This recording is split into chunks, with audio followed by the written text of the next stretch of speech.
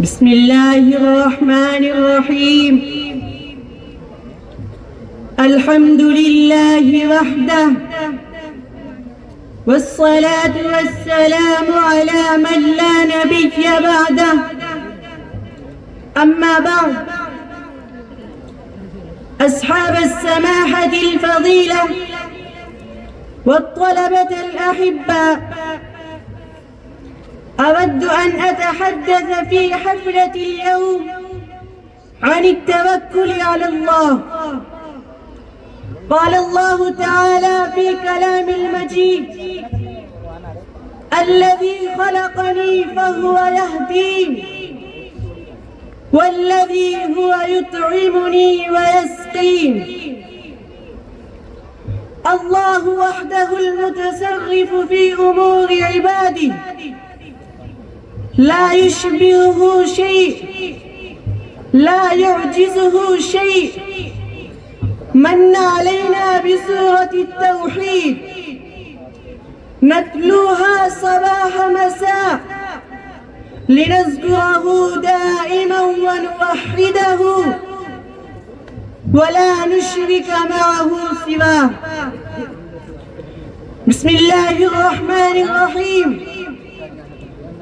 قل هو الله أحد، الله الصمد، لم يلد ولم يولد ولم يكن له كفوا أحد. إليه يلجأ الخلق كلهم، ومنه يطلبون العون والنصر. فها هو رسول الله صلى الله عليه وسلم يسأل أحد المشركين الذي ألهم الله قلبه التوحيد، فقال: يا حسين، كم تعبد من إله؟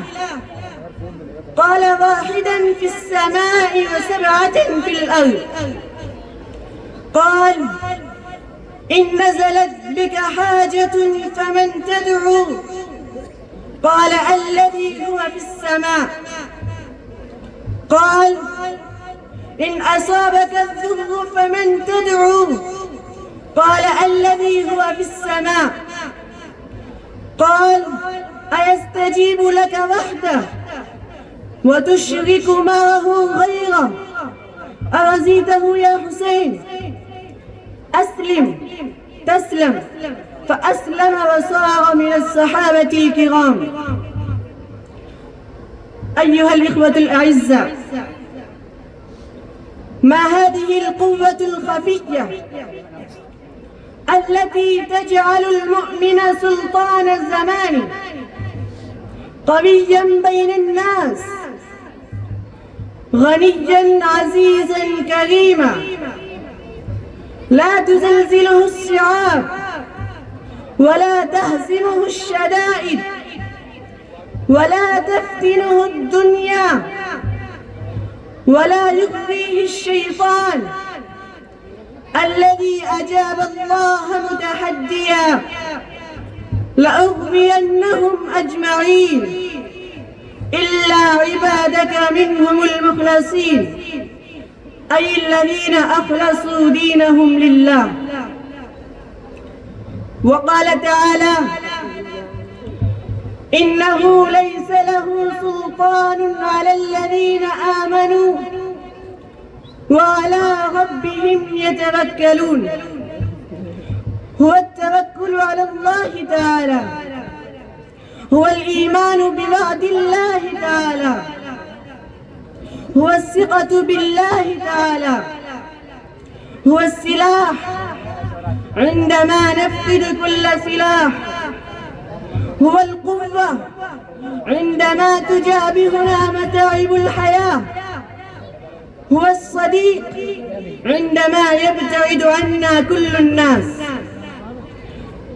التوكل على الله إزاحة للرهبة إلا من الله باليقين والاطمئنان بالعمل الصالح بتقوى الله. تقول: اللهم عليك توكلنا وإليك أنبنا وإليك المسير.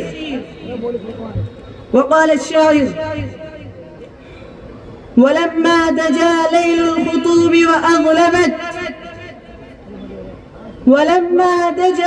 الخطوب وأظلمت سبل الخلاص وخاب فيها الآمل،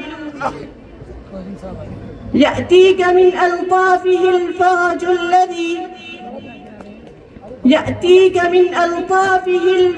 الذي لم تحتسبه وأنت عنه غافل.